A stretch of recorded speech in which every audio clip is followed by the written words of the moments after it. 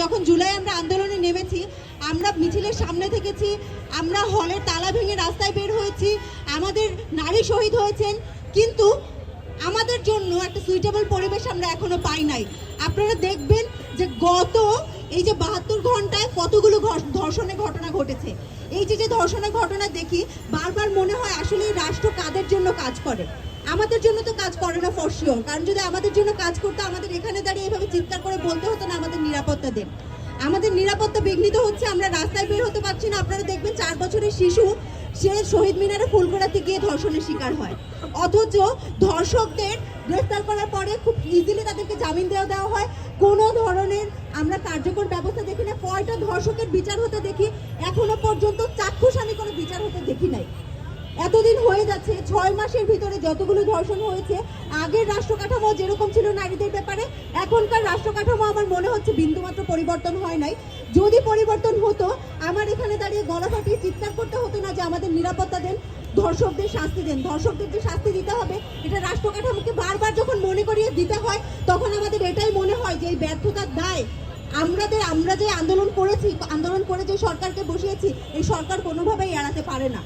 আমাদের যে স্বরাষ্ট্র উপদেষ্টা আছেন, উনি গতকাল রাত 3টার সময় সংবাদ সম্মেলন করে বলেছেন যে আইন শৃঙ্খলা পরিস্থিতির উন্নতি হবে। আমরা আশা রাখতে চাই, আসলে এত হতাশা, নারীদের সামনে এত বাধা, তারপর আমরা আশা রাখতে চাই যে আইন শৃঙ্খলার পরিস্থিতির উন্নতি হোক, আমরা একটু নিরাপদে যেন রাস্তায় চলাফেরা করতে পারি, ধর্ষকের বিচার চেয়ে যেন আমাদের গলা ফাটাতে না হয়। এইটুকু নিরাপত্তা এই বাংলাদেশে, গণ অভ্যুত্থান পরবর্তী বাংলাদেশে খুবই সামান্য একটা চাওয়া। আমরা চাইবো আমাদের রাষ্ট্রযন্ত্র আমাদের এই ছোট্ট একটা যে প্রত্যাশা, আমাদের যে নিরাপত্তা, এই নিরাপত্তাটা প্রোভাইড করবে এবং কোনো ধরনের গড়িমসি করবে না। ধর্ষকদের সর্বোচ্চ শাস্তি নিশ্চিত করবে, দরকার পড়লে আইন করে ধর্ষকের সর্বোচ্চ শাস্তি মৃত্যুদণ্ড করা হোক এবং এটা সর্বোচ্চ শাস্তি নিশ্চিত করা হোক। শুধু বারবার আইনে লিখে রেখে, খাতায় লিখে রেখে আপনারা কলম দিয়ে আইন তৈরি করছেন, কিন্তু ওটার কোনো বাস্তবায়ন হচ্ছে না। আমরা চাই বাস্তবায়ন হোক। আপনারা বারবার আমাদের সামনে মূলা ঝুলিয়ে দিয়ে যে হ্যাঁ বাস্তবায়ন হবে, আইন বানাচ্ছি, আসলে কোনো কাজ হচ্ছে না। আপনারা এখনো পর্যন্ত ধর্ষকের এমন কোনো দৃষ্টান্ত স্থাপন করতে পারেন নাই শাস্তির, যেটা দেখে অন্য ধর্ষকরা ভয়ে কাঁপবে। এই দৃষ্টান্ত স্থাপন করতে পারেন নাই বলেই এখনো ধর্ষণ কমছে না।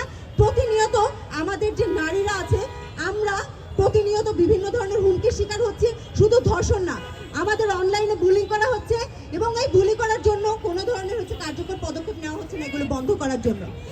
আমরা কখনো একটা সাধারণ, আপনি ভাবেন বাংলাদেশের রাজনীতিতে মেয়েরা কিভাবে আসবে?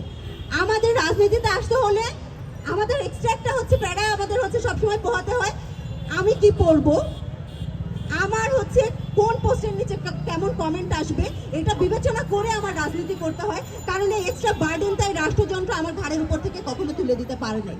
আমি চাই ধর্ষকের যে শাস্তি, তার পাশাপাশি ইফটিজিং থেকে শুরু করে সাইবার বুলিং, প্রত্যেকটা হ্যারাসমেন্টের জন্য দৃষ্টান্তমূলক বিচার করা হয় এবং বিচার যেন নিশ্চিত করা হয়। ধন্যবাদ সবাই।